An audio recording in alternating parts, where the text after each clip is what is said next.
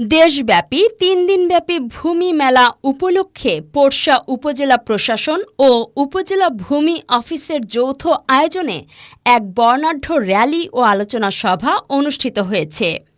রবিবার সকালে র্যালিটি উপজেলা চত্বর থেকে শুরু হয়ে বিভিন্ন সড়ক প্রদক্ষিণ করে ভূমি অফিস চত্বরে গিয়ে শেষ হয়।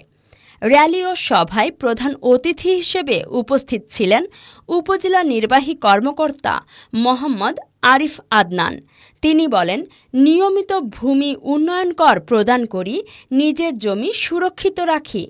ভূমি সংক্রান্ত অনলাইন সেবা পেতে জনগণকে নির্ভয়ে উপজেলা ভূমি অফিসে আসার আহ্বান জানান তিনি। সভায় আরও বক্তব্য রাখেন সহকারী কমিশনার মুসাম্মদ নাবিলা ফেরদৌস, প্রকল্প বাস্তবায়ন কর্মকর্তা, উপজেলা প্রকৌশলী সহ বিভিন্ন দপ্তরের কর্মকর্তারা। সভায় সাংবাদিক মোহাম্মদ কামরুজ্জামান সরকার বাবু গুরুত্বপূর্ণ প্রশ্ন তুলে ধরেন খারিজ ও খাস জমি বন্দোবস্ত সংক্রান্ত বিষয়ে। ভূমি সেবা বিষয়ে জনগণের সচেতনতা বাড়াতে মেলা চলবে আগামী 3 দিন।